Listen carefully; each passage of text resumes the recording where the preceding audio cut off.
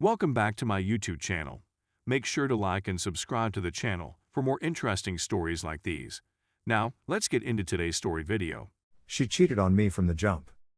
I'll be honest, I'm 23 years old and in college right now, and my partner is in graduate school, but the relationship was serious and had been 14 months long, and we had been talking about perhaps getting married after I finished, which was meant to be in December. I flunked because of this, and while the school cleared my record, it's now 9 weeks from today. We had this plan to get married, then after she finished a year later, if I had the money, we would fly to Brussels for a honeymoon and then decide whether or not to have a family. If any of that is too risky on Rule 1, I apologize, but I am not attempting to breach any rules. To me, it is a serious, long-term relationship, which is why I believe it belongs here. I kept quiet about it because I was embarrassed that it happened to me. I've been cheated on before, but I've never felt so pitiful. My boyfriend and I met in early September 2020, and I believed we had something truly special. We were frighteningly similar, and everything seemed to be wonderful and well behaved. I had a couple moments of concern since she had a few man pals she did overnight excursions with, but I assured myself I was being paranoid. We had discussed whether we were exclusive and committed about a month ago, and the answer was yes, so I was going to trust her. Things began to heat up in early October, but it's a gradual train crash. She began talking about this 30-year-old unsuccessful MMA fighter who was like a brother to her and emphasized his abs many times. I informed her that I wasn't good with it and that I wanted to meet him. She replied, "Absolutely, you'd get along wonderfully," and I left. A week later, there was a conversation, and I joked that the only reason she dates me is because I can move her stuff. She suddenly appears out of nowhere and says, "Well, you've man can do it, and he can take out my sofa," after bashing me into it. I came to a halt, exclaimed, and said that this was not acceptable.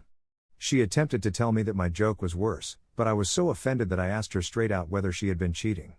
First, it is none of your business, and second, you know I would never. She responded.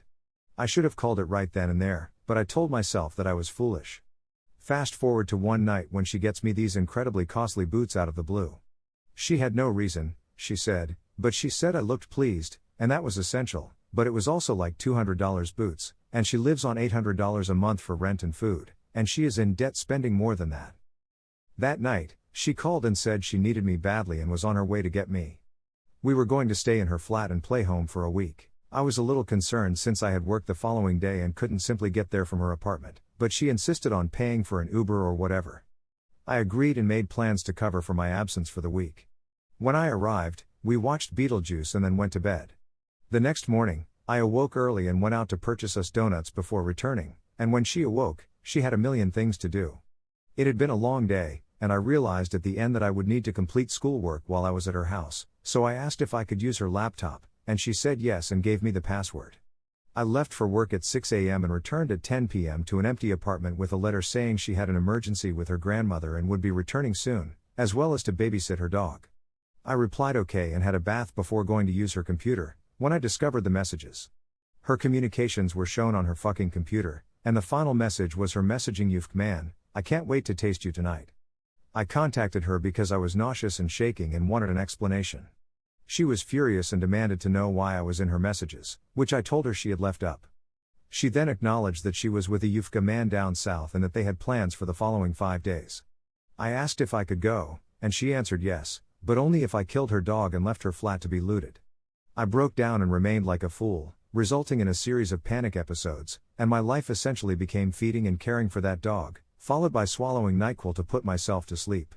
She came home, sat me down, and told me she loved me but wasn't attracted to me, that she had been dating the Yufka man for 2 weeks, and that was the end of it, she vowed. I was furious, so I returned her fucking gilt boots and left. She returned 2 days later, apologizing and expressing her desire to make things right. I decided to forgive her, but she kept calling late at night in this breathless voice that made me sick because I knew she was cheating but didn't accuse her. Then one night she proclaimed me her soulmate, and everything that followed practically shouted OC.R.A.P. I have to go, he's coming down the stairs right now.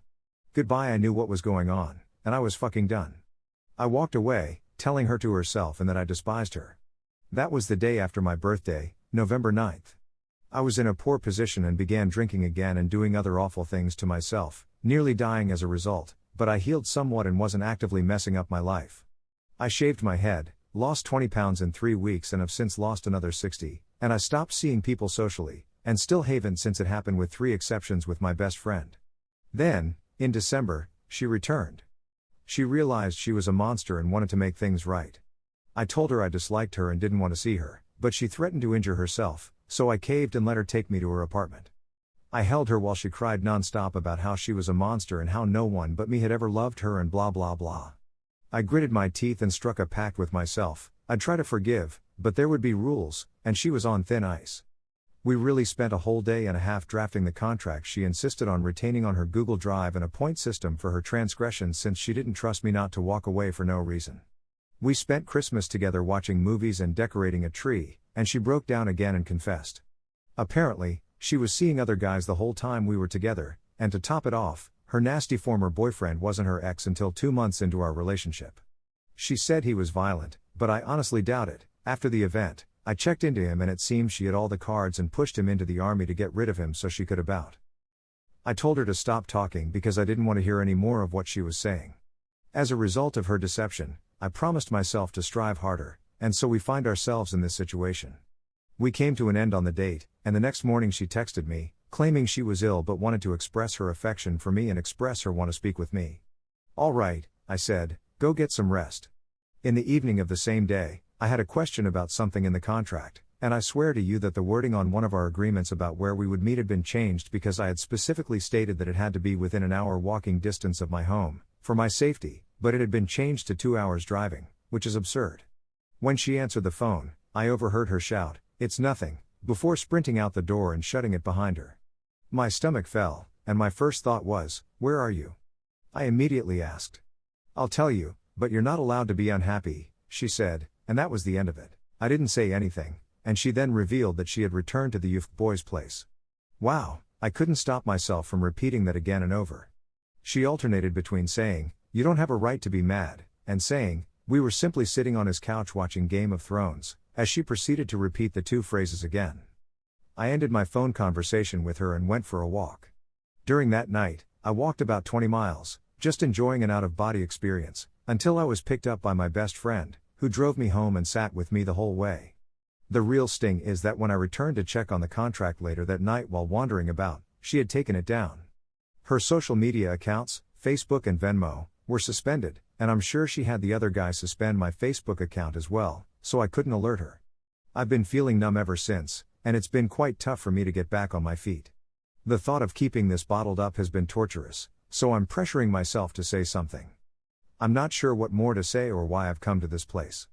I believe all I really want to know is what it is right now. To be quite honest, it has been really tough and lonely. Although my closest friend checked in on me on January 20th and took me to see my grandmother last Monday, I've been on my own for the most part since then. I can't even bring myself to talk about it with my friends or family since it's too painful and embarrassing for them to hear. I'm really at a loss for what to say at this point.